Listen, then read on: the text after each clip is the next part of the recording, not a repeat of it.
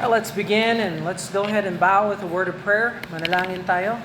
Father in heaven, we thank you, Lord, for your mercy. We thank you, Lord, for your love. We thank you, Lord, that you are Almighty God and that you see us, Lord, and you see exactly what our hearts contain and how that you could strengthen us in our hearts by faith, Lord. And so I pray, God, that you strengthen us in the inner man. I pray you would renew us, Lord. Our minds be renewed today. Help us, Lord, to be transformed by the renewing of our minds in the Word of God and the Holy Spirit of God working on us. So, Father, I pray your blessing. Help us to understand the Scriptures and help us, Lord, to learn the biblical truth and help us to implement biblical truth. Lord, we ask your blessing upon us now. Forgive us and cleanse us of our sin. In Jesus' name, amen. Amen. All right, 1 Samuel chapter 7. 1 Samuel chapter 7. At dahil nasa chapter 7 tayo, chapter 7 at saka chapter 8 ay very important chapters. They are bordering chapters. So yung aklat ng 1 Samuel ay mayroong 31 chapters. At ibabahagi natin ito sa tatlong bahagi. The three divisions from chapter 1 hanggang chapter 7, which is exactly where we are. We're in chapter 7. It's about Samuel.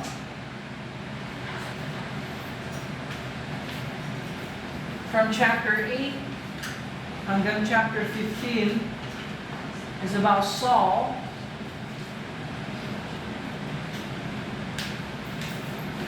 Tapos from chapter 16 hanggang 31 is about David. So, ito yung outline ng aklat ng 1 Samuel. At ito ang dapat nyong i-memorize. I-combine natin ito with 2 Samuel. So yung final natin, hindi sa katapusan ng 1 Samuel. Yung final natin, exam, sa katapusan ng 2 Samuel. At yung 2 Samuel, dalawang bahagi lang yan. Chapter 1 to chapter 11, David's triumph, tagumpay ni David. Tapos, chapter 12 hanggang 22, David's troubles. Yun lang. But anyway, we'll review all that when we get there. But for now, eto muna yung outline na dapat niyong i-memorize. So, ang 1 Samuel, katatapos pa lang natin sa Judges and Ruth, and now we're in Samuel. So, you understand that? We got, if you were here from the beginning, we covered Genesis, Exodus, Leviticus, Number, Deuteronomy, Joshua, Judges, Ruth. Ngayon, 1 and 2 Samuel. And napaka-importante ng chapter 8, yung pagpasok ni Saul, kasi dito magsisimula yung monarchy.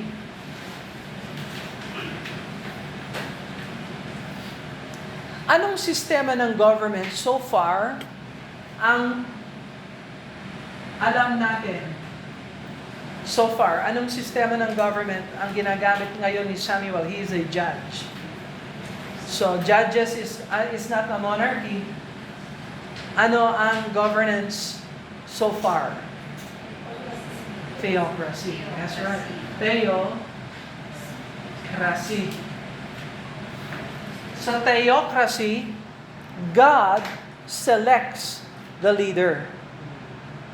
Now, nasa leader kung siya ay susunod sa Diyos. So, sa theocracy under Adam, did Adam obey the Lord? No, he did fail. The theocracy under Noah, did Noah obey the Lord 100%? No, inintroduce nga niya yung pag-inom ng alak. So, then sa theocracy ni Abraham, kasi pinili ng Diyos si Abraham, di ba? Pag ang Diyos ang pumipili ng leader, that is theocratic. So, pumili ang Diyos, sinabi niya, Abraham, tatawagan kita, iwanan mo yung Sumunod ba si Abraham? bahagi, pero meron din siyang mga disobedience.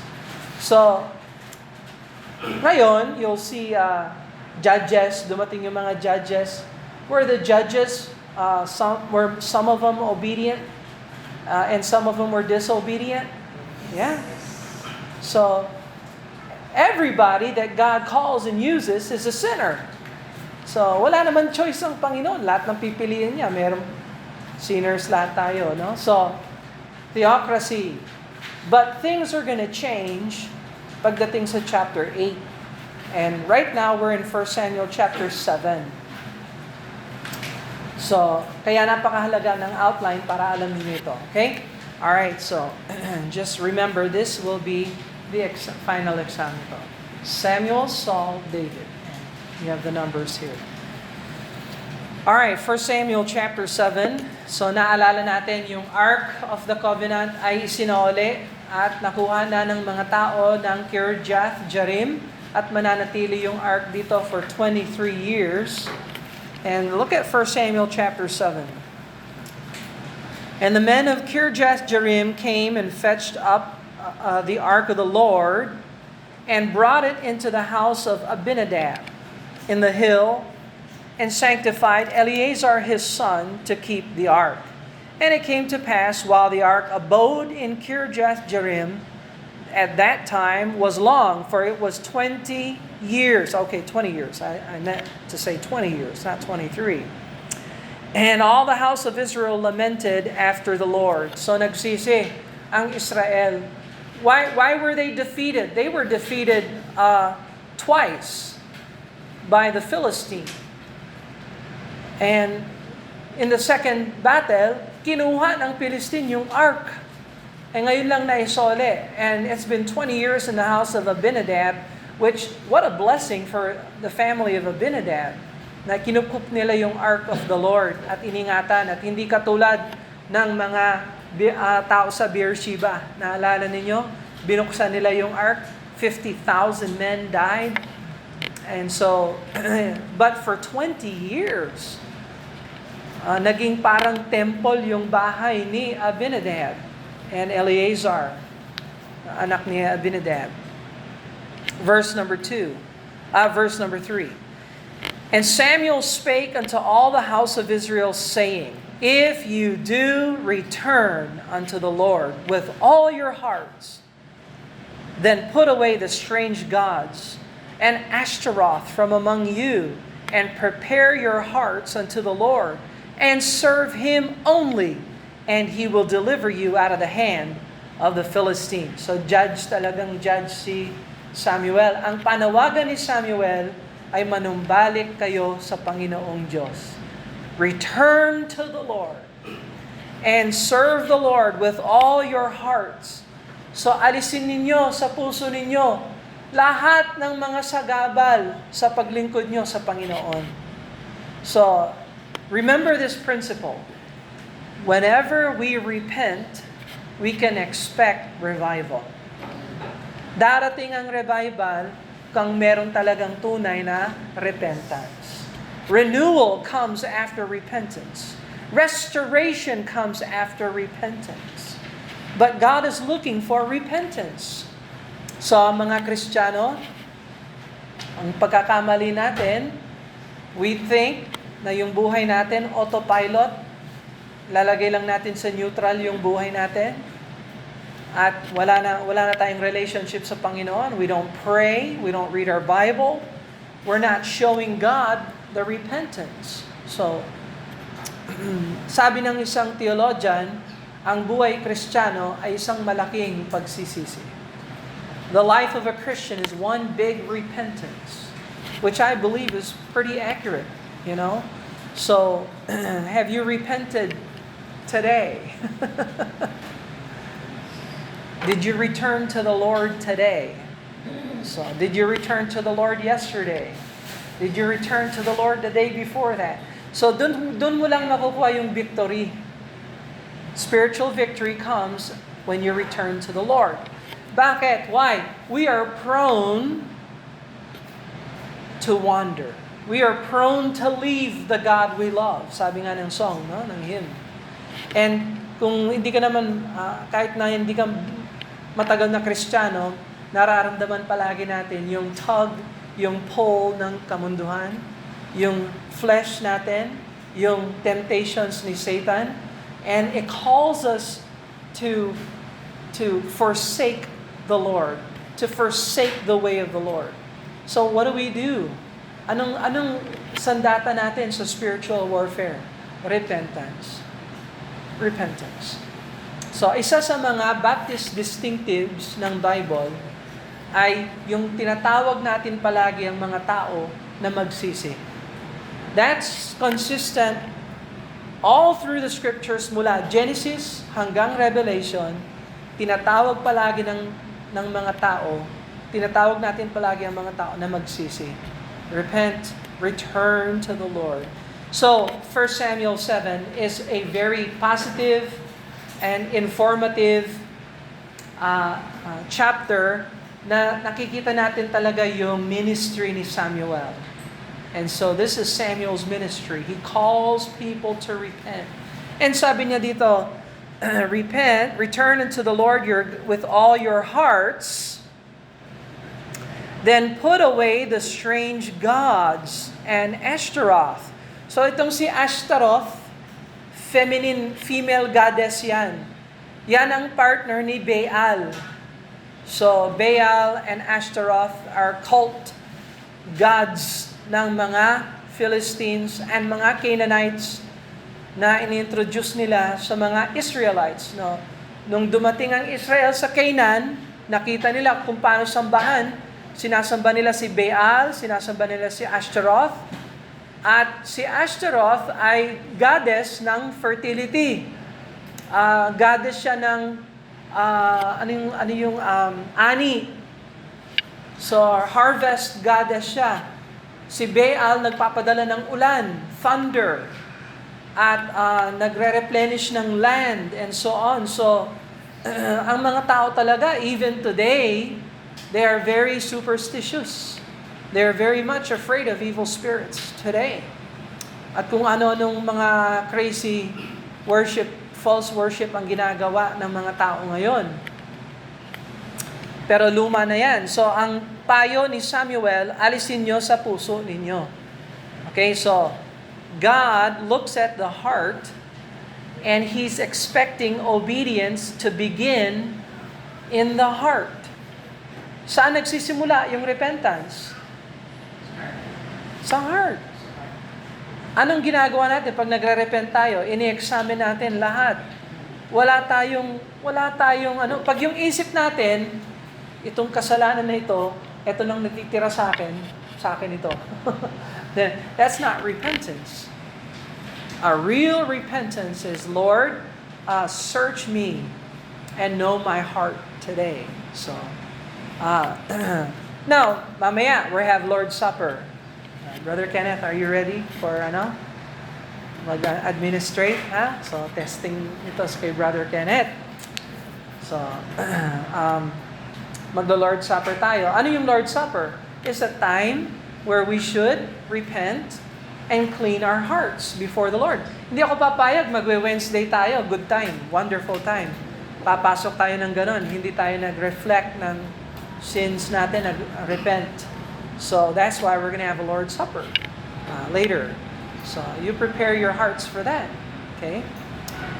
So, anyway,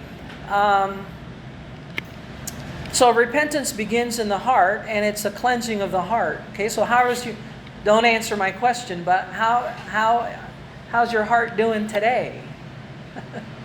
How's the heart today? Kumusta ang battle? Are you winning? Are you losing? Are you a prisoner of war? Are you? I know you're not missing in action because you're here. Are you AWOL, absent without leave? So the Lord knows that. So, all right. So get rid of the gods and prepare your hearts. Well, how did they get gods? So, nung pumasok sila sa kapanahonan ni Joshua,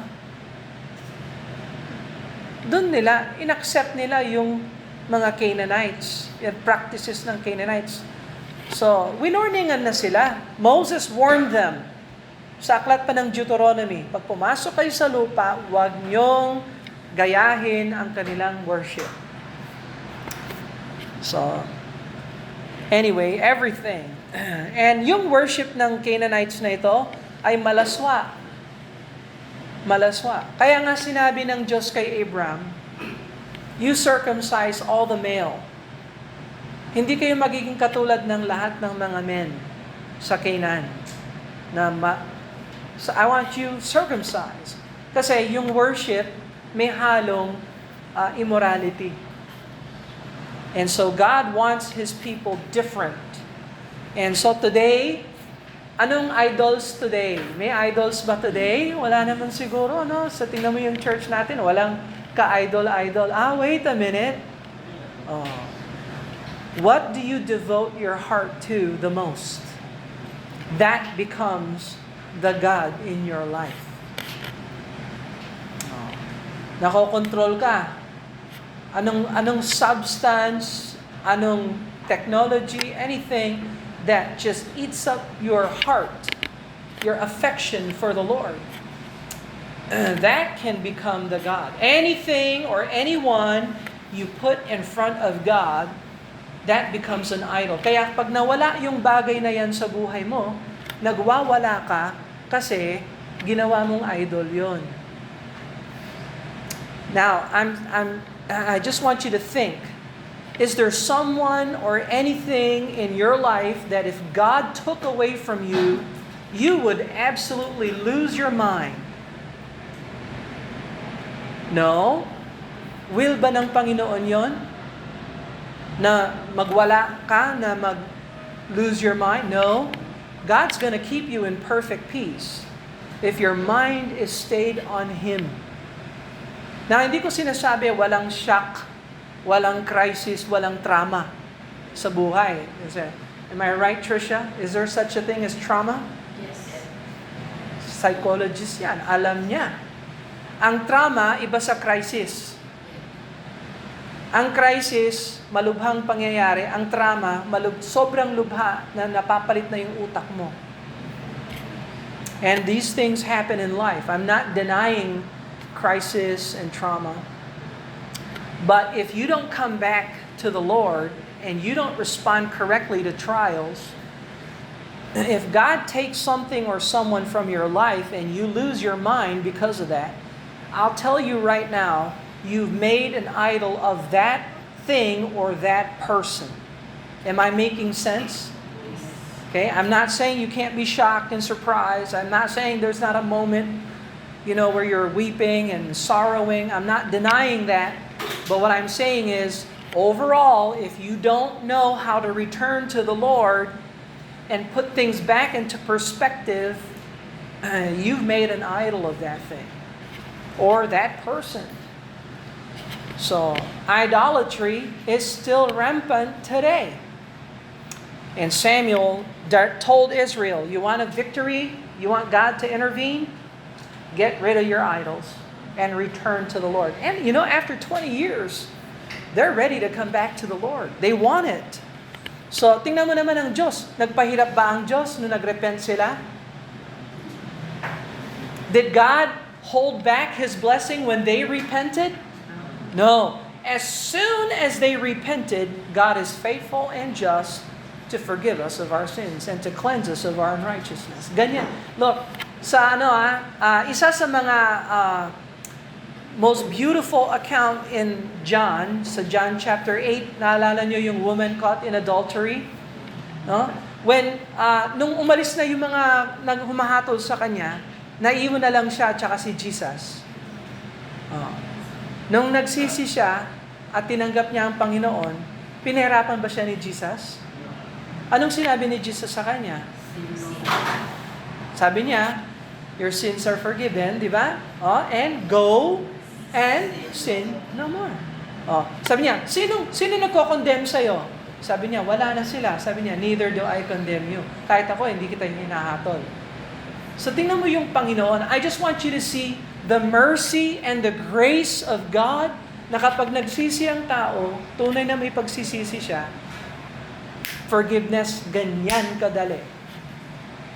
Ang nagpapahirap lang talaga sa atin, yung sarili nating isip. Hindi naman ako tatanggapin ng Diyos. Hindi naman ako, ang dami kong problema. Kailangan ayusin ko yung sarili ko before natanggapin ako ng Diyos. Hindi mo pwedeng ayusin yung sarili mo. You're not gonna be able to clean your life. You need the Lord to clean your life. Kaya don't be huwag ka masyadong maniwala sa sarili mo. Maniwala tayo na kapag ang tao ay nagsisi, may kapatawaran siya sa Panginoon. Amen? And when God forgives, He forgives complete. Sabi niya dun sa babae, neither do I condemn thee, go and sin no more. Huwag mo nang gawin yan. The fresh start, fresh beginning. And so, ganun din tayo bilang Kristiyano. Kaya everyday dapat talaga kung tutuusin, everyday we should be returning to the Lord. Kasi ang dami nating pagkukulang.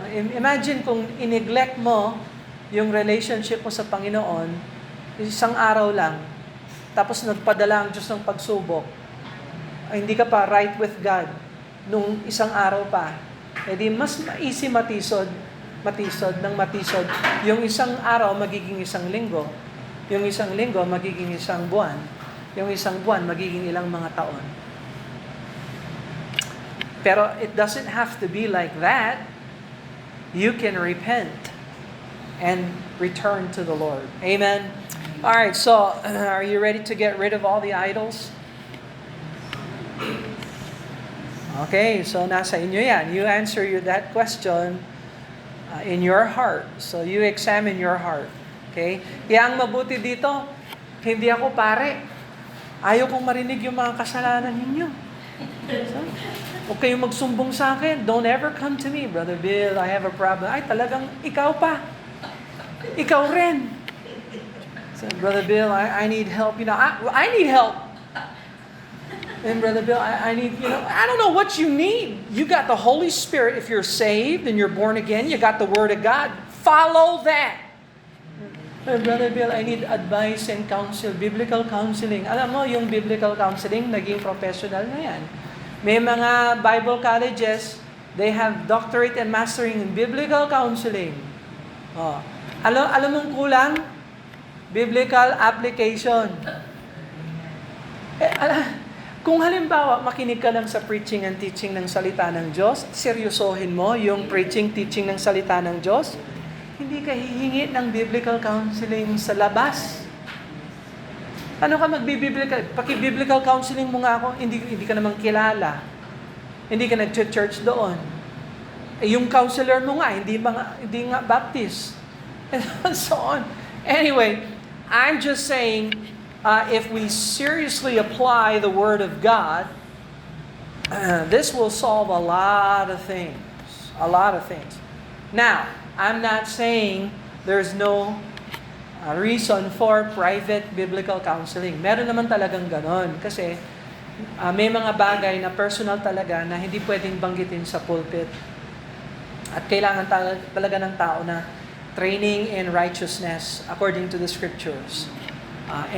Pero I would say this, 99% ng problema sa buhay, kung makinig ka lang sa preaching, kung biblical yung preacher, biblical yung preaching, pakinggan mo lang yun, sundan mo yung advice ng Holy Spirit, you can solve a lot of problems. A lot of problems. Okay? Ngayon, kung iwasan mo yung salita ng Diyos, hindi ka mag-repent, hindi mo alisin yung idol sa heart mo, kahit na makausap mo pa yung si King Solomon, sige, try mo yun. Hindi ka matutulungan ng tao kasi ang problema mo, yung heart mo. Okay? So that's another problem. Pagdating natin sa chapter 8, we're gonna see this. In chapter 8, how people's problem is the problem of the heart. And now they want a king, and the king they chose can't even control his own heart. So, it's futile. All right, verse number 4. Verse number 4, then the children of Israel did put away. All right, amen. Nakinig. They did put away Balaam and Ashtaroth and serve the Lord only. Amen. So they repent. How do you know they repented? Because they obeyed. Ayan ang pweba. So, paano mo alam kung yung tao ay nagrepent? May pagbabago sa buhay niya. May pagbabago. Kung walang pagbabago, the same over and over again, hindi nakikinig yan. Okay, so yung iba, sinasabihan ko, 1 o'clock service, hindi maganda, hindi lang, you don't come to church at 1 o'clock. Yep, tingnan mo yung mga darating ng 1 o'clock. Pag ganun-ganun yung buhay. Why?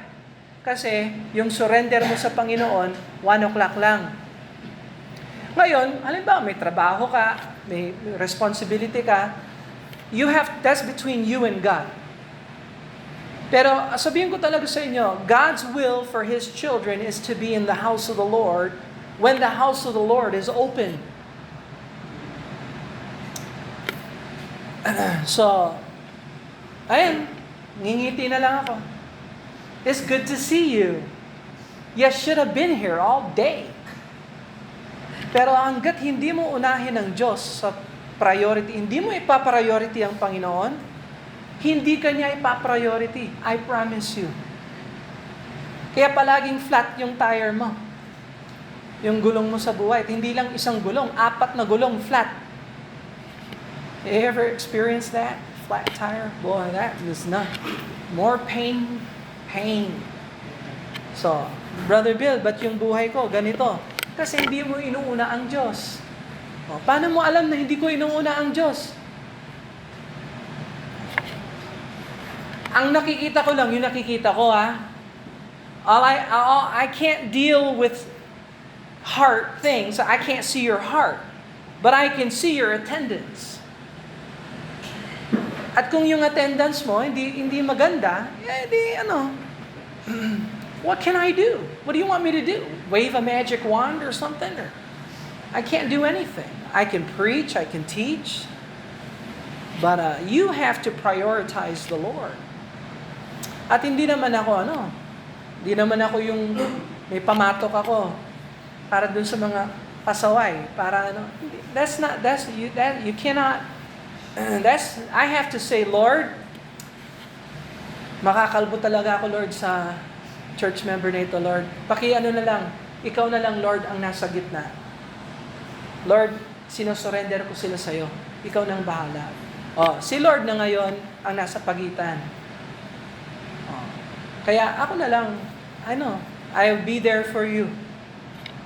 And I'll try to be a help to you as much as possible. Pero pag ang Diyos ang kumilos, so what can we do? Okay?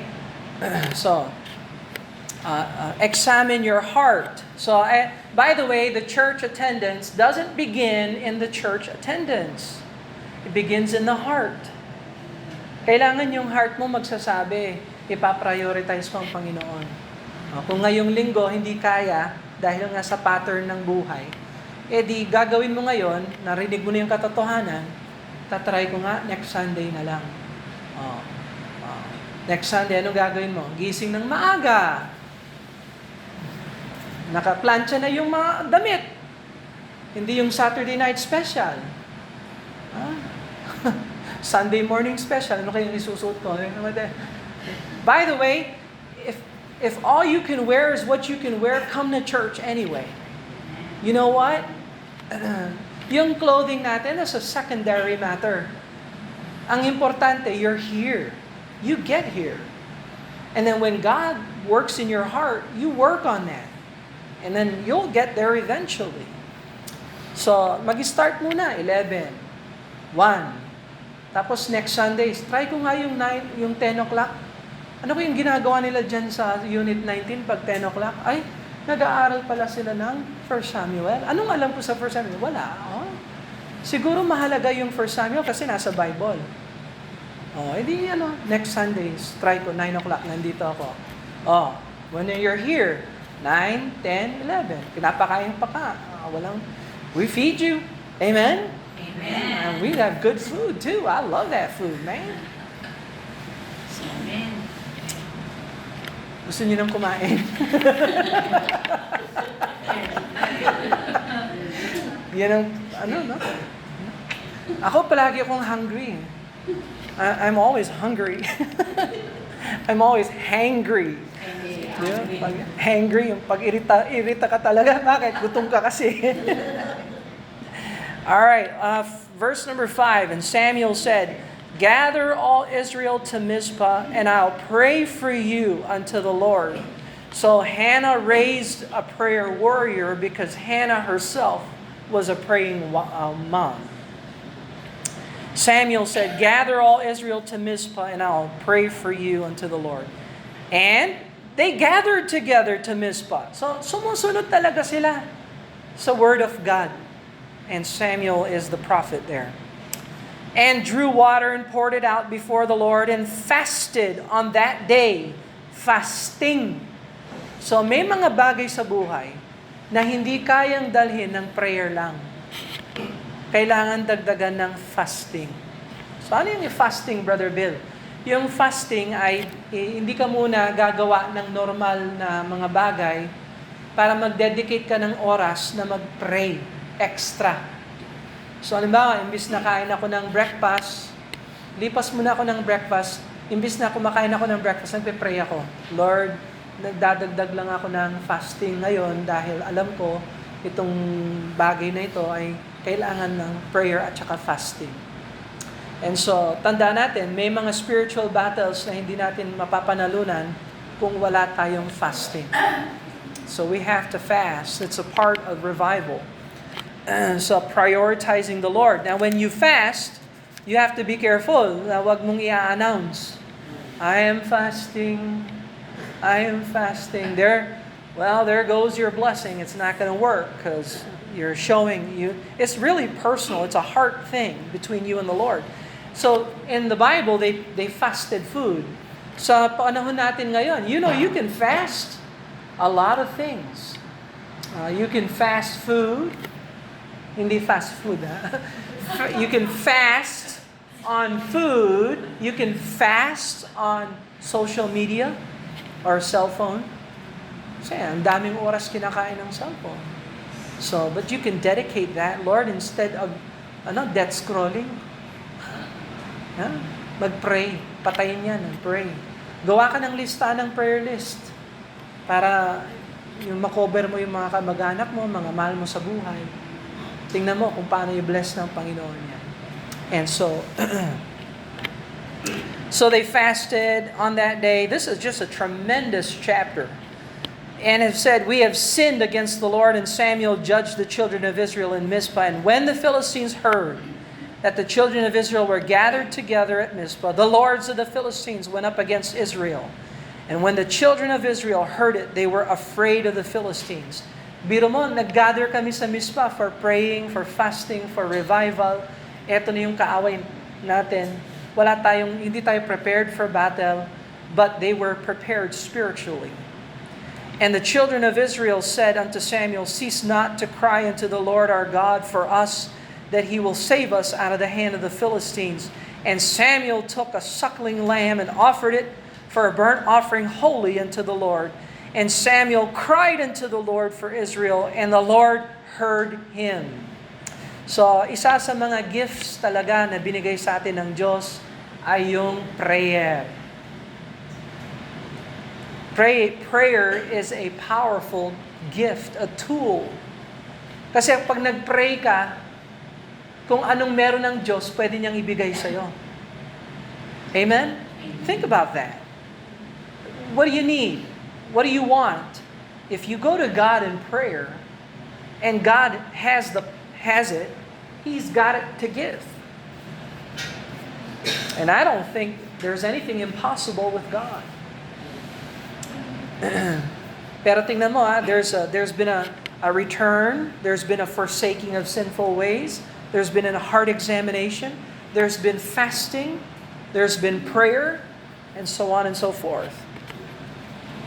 And then Samuel offered, and he was being a priest here fulfilling the role of a priest here. And Samuel, verse 10, and as Samuel was offering up the burnt offering, the Philistines drew near to battle against Israel, but the Lord thundered with a great thunder on that day upon the Philistines and discomfited them. Discomfited means defeated. So, that's a King James vocabulary word. So, dagdagan natin yung vocabulary words natin this week. Discomfited. So, ano yan? So, it's archaic. They don't use it anymore today. But it just means defeated. Okay? Defeated. So, kapag nagtanong kayo, pag tinanong kayo, how are you? Oh, I'm discomfited today. Oh, yun. Sabi nila, what? Ano yan? Anong ibig sabihin nun? Discomfited, defeated. Wag naman. Pero gamitin nyo for vocabulary kasi ang King James English na luma kasi hindi ginagamit. Pero kung gamitin natin uli, edi pwedeng ibalik. Ganun talaga ang English language. Pabalik-balik lang yan. It's a cyclical. So, discomfited. Discomfited. Are you discomfited today? I hope not. I hope you have the victory in Jesus Christ today. Amen. Don't be discomfited. Alright? You discomfit the devil. Amen? Yun. Discomfit mo yung devil. And discomfited them, and they were smitten before Israel. So, lumaban ng Diyos para sa Israel. Kaya nanalo ang Israel. Tingnan mo. Spiritual victory comes when the Lord intervenes.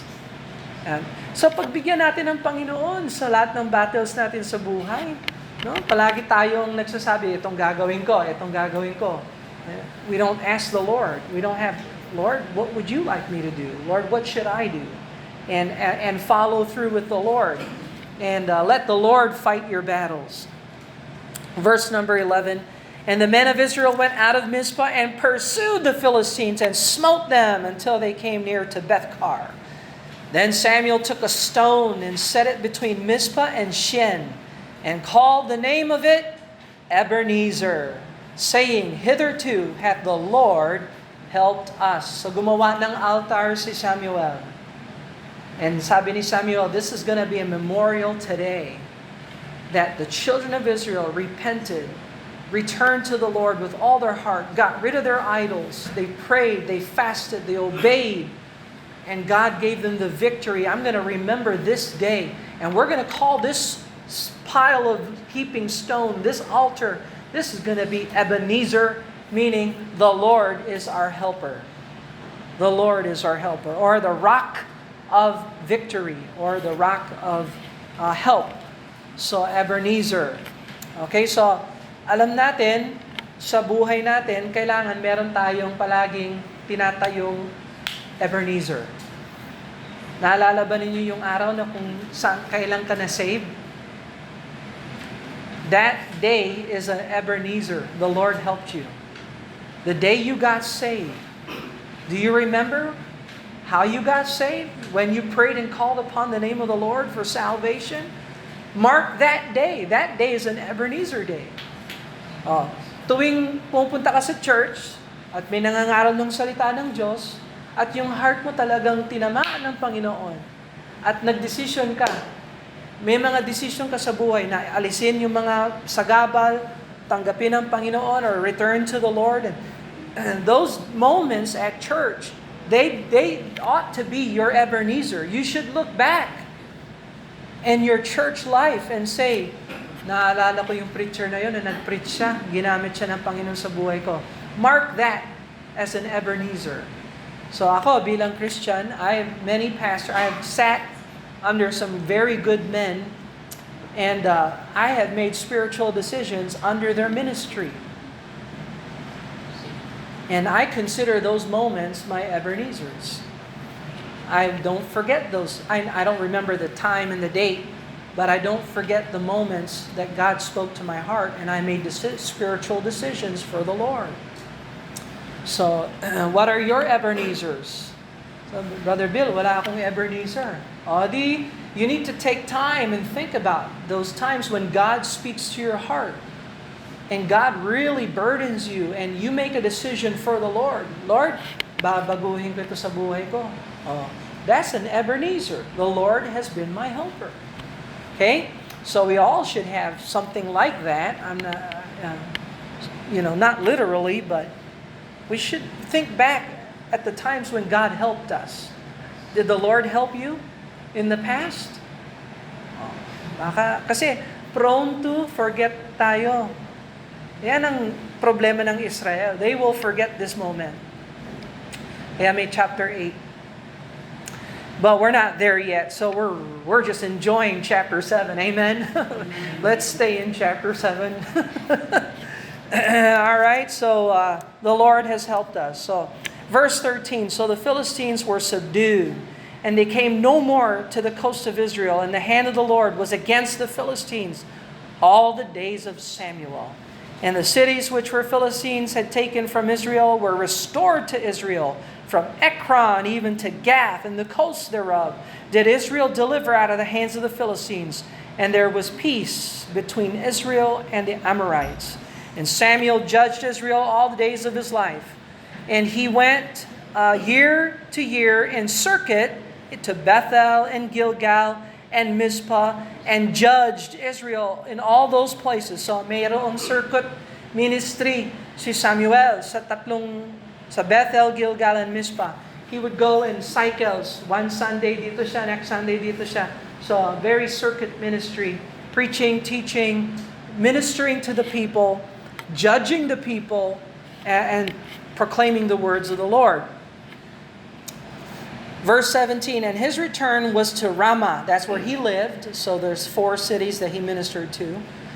And there was his house, and there he judged Israel, and hath built an altar unto the Lord. And so we need to be building altars unto the Lord, marking those days when God deals with our heart. Let's pray.